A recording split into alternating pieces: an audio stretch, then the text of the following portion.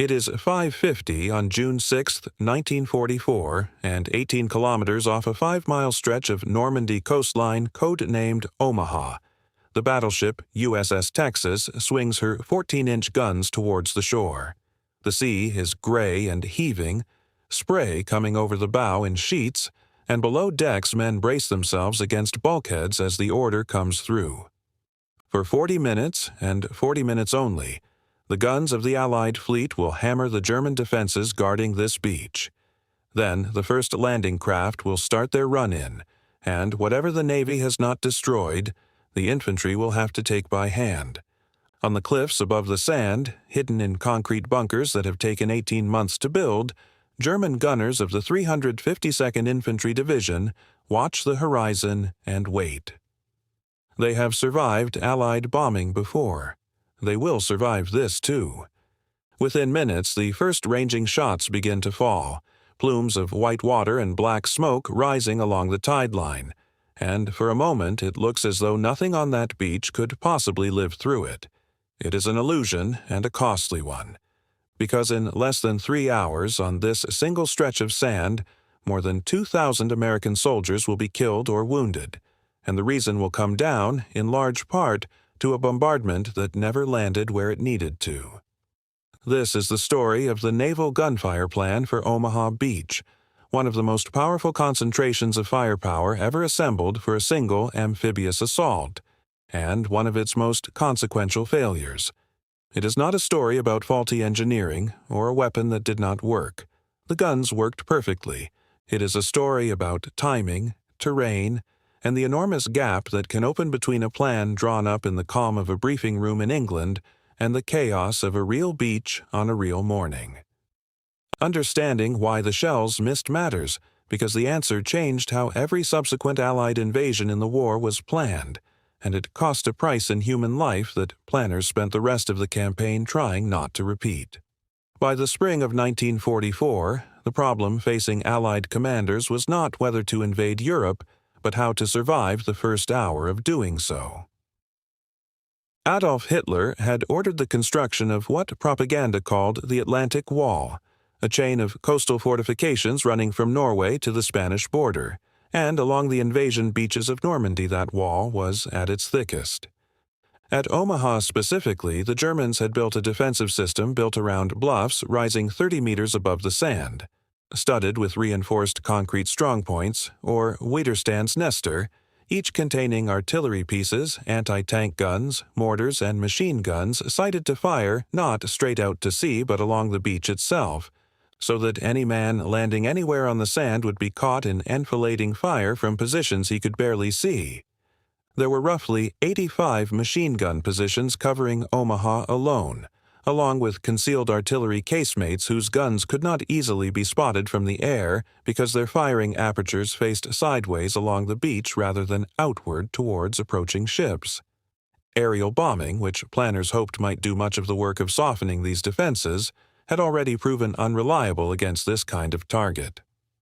Bombing raids in the weeks before the invasion had struggled to hit small, heavily reinforced positions dug into chalk cliffs, and on the morning of the landings itself, heavy bombers of the U.S. 8th Air Force flying through low cloud were ordered to delay their bomb release by several seconds to avoid hitting their own troops coming ashore. It was a sensible precaution against friendly fire.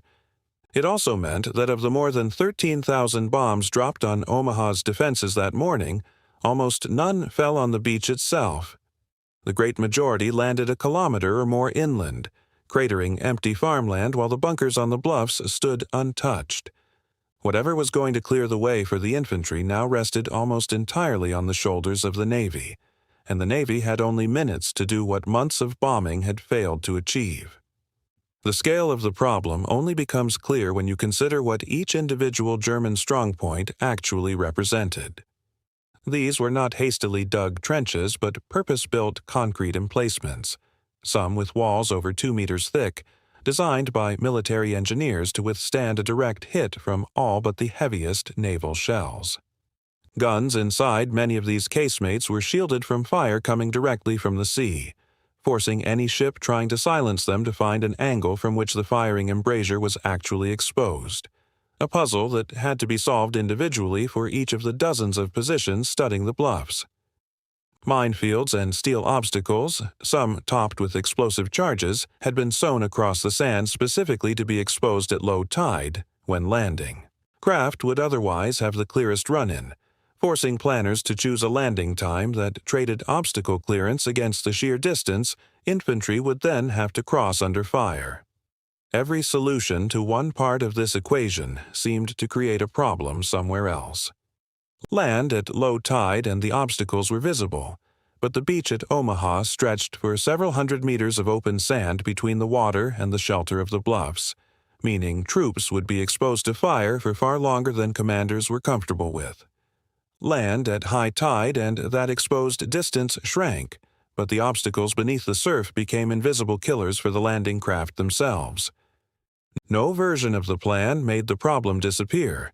It simply moved the risk elsewhere, and by the spring of 1944, planners had run out of ways to balance that equation without an overwhelming weight of supporting fire landing in exactly the right place at exactly the right moment. The naval bombardment plan for Omaha was assembled under the command of Rear Admiral Carleton Bryant, part of the wider Western Naval Task Force organized for Operation Neptune, the naval component of the Normandy landings. It was, on paper, an extraordinary concentration of firepower. 2 battleships, the Texas and the Arkansas, each mounting main guns capable of hurling a shell weighing as much as a small car over a distance of more than 30 kilometers, took up position offshore alongside cruisers and a screen of destroyers whose job was to close in dangerously near the shore and engage individual strongpoints directly.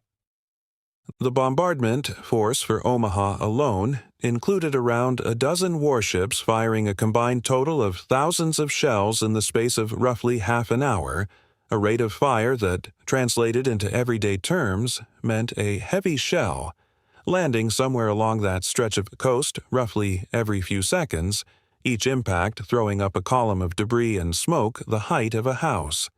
To put the scale of the naval guns in perspective, a single 14-inch shell from a ship like the Texas weighed roughly 600 kilograms, comparable to a small car, and left the muzzle with a crack that could be heard and felt as a physical pressure wave in the chest from several kilometers away. Cruisers offshore added their own 6- and 8-inch guns to the mix, faster firing but lighter in punch, better suited to picking off smaller, more precisely located targets once spotted. Destroyers, smaller and far more maneuverable, formed the third tier of the plan, intended to work closer inshore where the larger ships could not safely go, their 5-inch guns less powerful individually but capable of a much higher rate of fire and, crucially, of getting close enough to actually see what they were shooting at. Alongside the big guns came a newer and stranger weapon, the landing craft. Tank, rocket, flat-bottomed vessels converted to carry racks of unguided rockets, capable of unleashing more than 1,000 projectiles in a single, ferocious salvo lasting less than a minute. The idea was to saturate the beach defenses with a final, overwhelming barrage in the last moments before the infantry touched down, a wall of explosive designed to keep German heads down at the precise instant the landing craft ramps fell open. It was manufactured cheaply and in large numbers specifically because it did not need to be precise. The theory was that sheer density of fire would compensate for accuracy. In principle, it was a devastatingly simple idea, closer in spirit to a firework display than conventional gunnery, the sort of weapon that trades the careful science of aiming for sheer overwhelming quantity. In practice, on Omaha, it went badly wrong. Many of the rocket craft, unable to judge their distance from the beach accurately in the rough seas and thick haze of smoke, fired too early, and their rockets fell harmlessly into open water hundreds of meters short of the sand, doing nothing to the defenses they were meant to obliterate. It is worth pausing on how ordinary the reason for this failure was. There was no technical flaw in the rockets themselves, no faulty fuse or manufacturing defect to point to. Sailors on small pitching boats simply could not judge range accurately enough under fire, in poor visibility, at the most stressful moment of their lives, and the margin for error at that range was measured in mere seconds of timing. the kind of gap a calm training exercise off the English coast could never quite replicate. Coordinating all of this required a level of choreography that, on paper, resembled a vast and complicated piece of clockwork.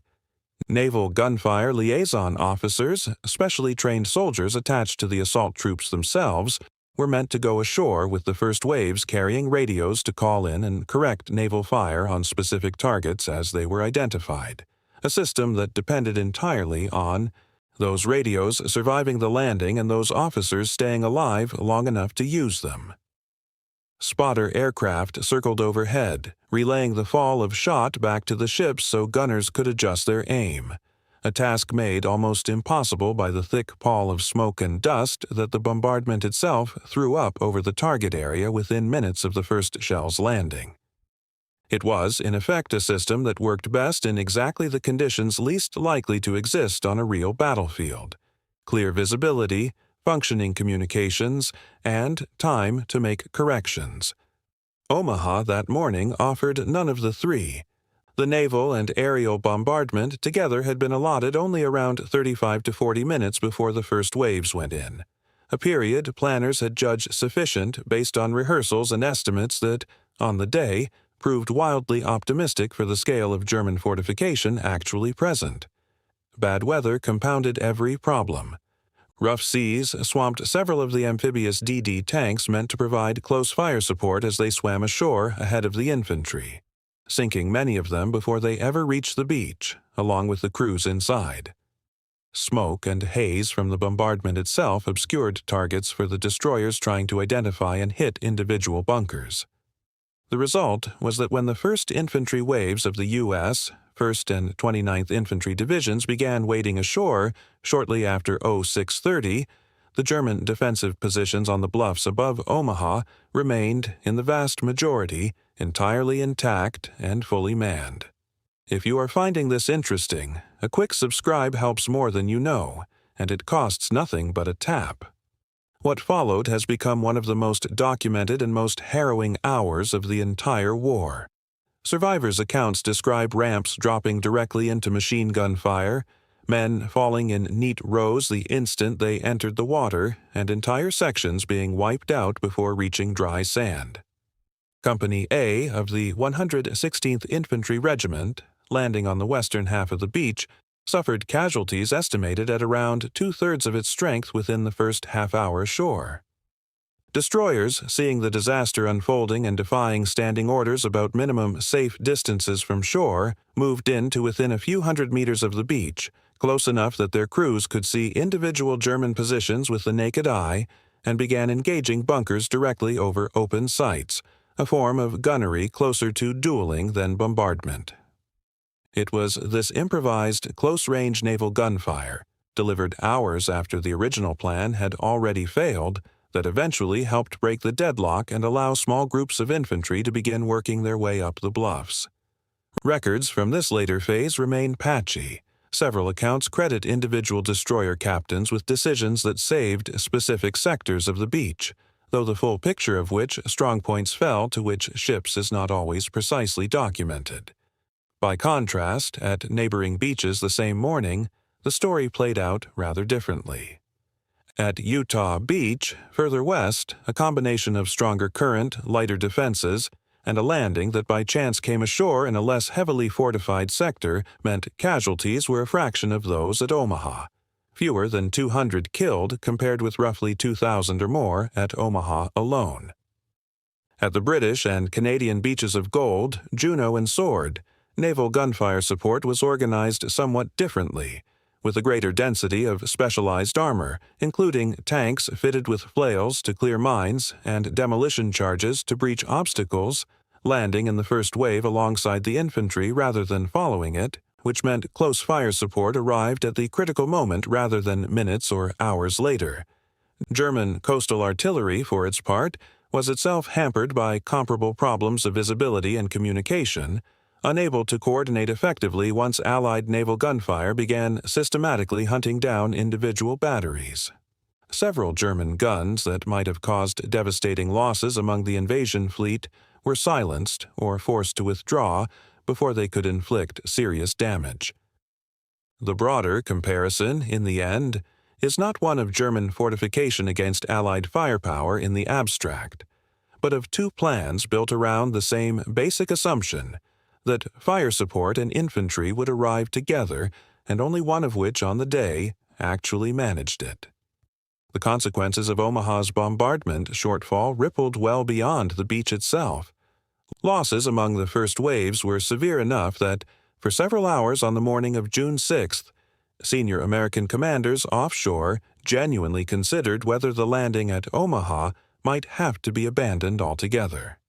It was ultimately the accumulated, improvised actions of individual soldiers, junior officers, and above all, those destroyer crews firing at near point-blank range rather than the original bombardment plan that secured the beach by the end of the day.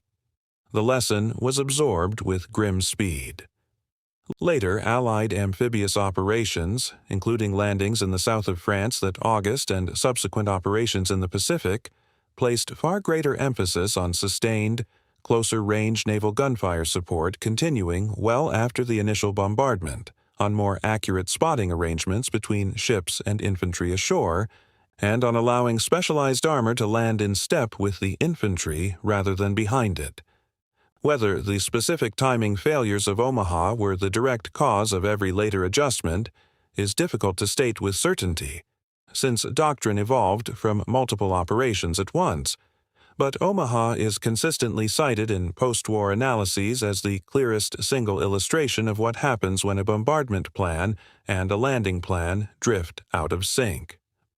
Today, the scars of that morning remain visible on the Normandy coastline itself, in the German bunkers still standing along the bluffs above what is now Omaha Beach, preserved as memorials, and in the American cemetery at Colleville-sur-Mer, overlooking the sand, where many of those lost that day are buried.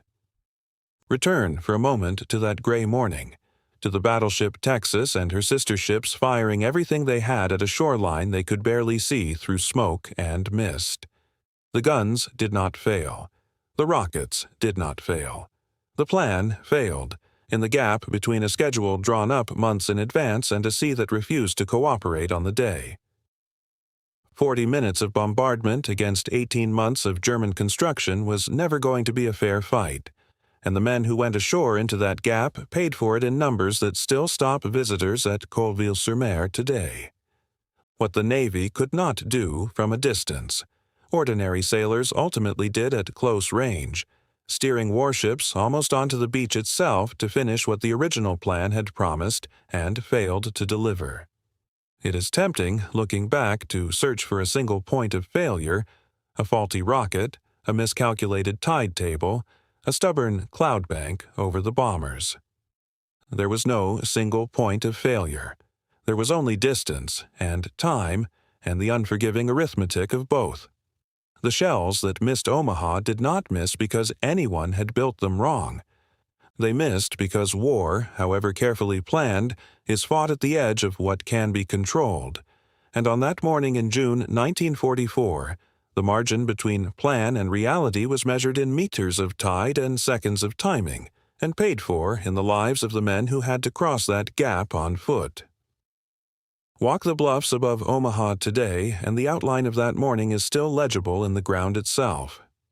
The German bunkers stand where they always stood, their concrete weathered but intact, their firing slits still angled along the beach rather than out to sea, a silent demonstration of exactly the geometry that made them so difficult to hit from offshore.